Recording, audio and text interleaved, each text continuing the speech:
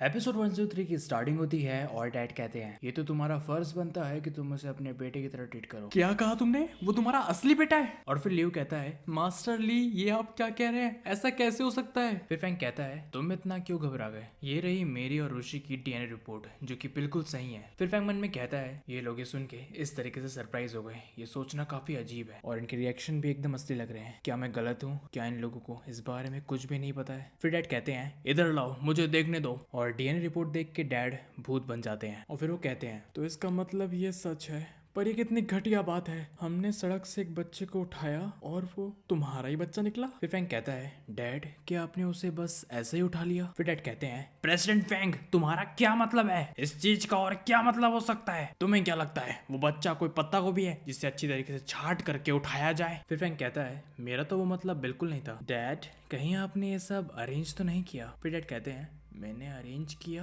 अब समझ में आया प्रेसिडेंट फैंग अचानक से मुझसे मिलने आज कैसे आ गए। असल में इन्हें तो मुझ पे शक है, ये यहाँ आए हैं ताकि ये इस बूढ़े आदमी की गलती का पता लगा सके जो कि मैंने की भी नहीं है। फिर फैंग कहता है डैड मैं आपसे किसी गलती के बारे में कैसे पूछ सकता हूँ? डैड जो कुछ भी हुआ वो सब एक इत्तेफाक था और आप उस बच्चे को लेकर के आए इसलिए मुझे थोड़ा सा डाउट था। फिर डैड कहते हैं इन सब चीजों के कारण तुम्हें लगा कि ये सब मैंने अरेंज किया है। ऋषि तुम्हारा असली बेटा है और अगर मैं ये सब अरेंज भी करना चाहता और मैं कैसे पता कर पाता कि किस औरत के साथ मिलके तुमने इस बच्चे को जन्म दिया है? क्या तुम्हें ये भी नहीं पता कि तुम किसके साथ सोए हो? फिर फैंग कहता है मुझे सच में कुछ भी नहीं पता, मुझे बिल्कुल याद नहीं है कि मैं किस औरत से मिला हूँ। फिर डैड कहते हैं बच्चा तुम्हारे सामने है और मैं ये कह सकता हूँ कि तुम बाहर जाके बहुत उटपटांग हरकत कर रहे हो जिसे तुम हैंडल भी नहीं कर पा रहे हो। तुमने सच में मुझ पे गुस्सा किया?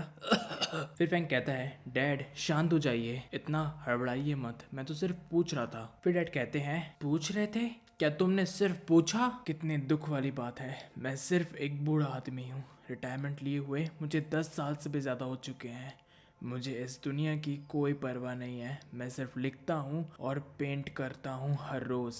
मेरा एक लौता बेटा मुझसे मिलने नहीं आता, कोई मुझसे बात भी नहीं करता, मैं अकेला पड़ चुका हूँ। फिर फैंग कहता है डैड ऐसा कुछ नहीं है। और तभी डैड कहते हैं मैंने कैसे सोच लिया कि फाइनली आज मेरा बेटा मुझसे मिलने आया है, पर ज़रा देखो तो ये मुझसे यहाँ मिलने नहीं आया है, ये मुझ पे शक करने आया है, मुझसे सवाल करने आया है। मुझे बहुत बुरा लग रहा है। बुरा हूँ लियू, मुझे बहुत ज्यादा बुरा लग रहा है। फिर लियो कहता है मालिक मुझे भी आपके लिए बहुत बुरा लग रहा है। और इसी के साथ हमारा ये एपिसोड यहीं खत्म हो जाता है। कमेंट में बताइए आपको ये एपिसोड कैसा लगा और लाइक शेयर सब्सक्राइब कर देना, अगला एपिसोड बहुत जल्द आएगा।